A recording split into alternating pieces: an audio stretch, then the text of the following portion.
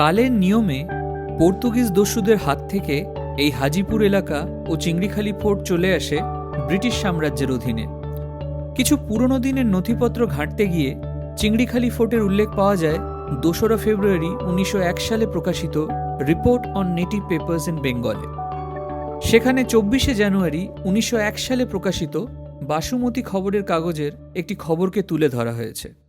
সেখানে বলা হয়েছে যে চিংড়িখালি ফোর্টের পরিধিকে যেন আর না বাড়ানো হয়, কারণ ওইখানের অস্ত্রাগারে যে সামরিক প্রশিক্ষণ চলে তার প্রভাব ফোর্টের 2 মাইল সীমারেখার বাইরে কখনো পড়েনি।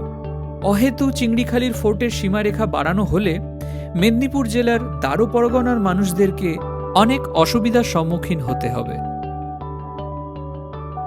1908 সালে প্রকাশিত দি ইম্পিরিয়াল গ্যাজেটিয়ার অফ ইন্ডিয়া থেকে জানা যায় 1901 সালে ডায়মন্ড হারবারের মোট জনসংখ্যা ছিল মাত্র 1036 জন।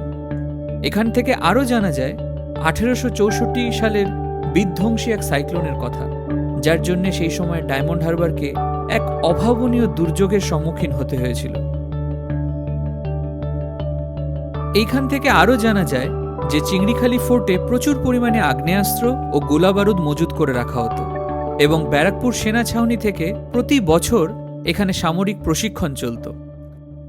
এই ফোর্টই একসময় সল্ট রেভিনিউ ডিপার্টমেন্টের হেডকোয়ার্টার ছিল এবং এর কিছু ঘরকে ব্যবহার করা হতো কোয়ারেন্টাইন সেন্টার হিসেবে মক্কা থেকে আগত তীর্থযাত্রীদের জন্য। সেই সময় ডায়মন্ড হারবারের জেলের উল্লেখ এখানে পাওয়া যায়, যেখানে মাত্র 12 জন বন্দীর থাকার ব্যবস্থার কথা বলা হয়েছে।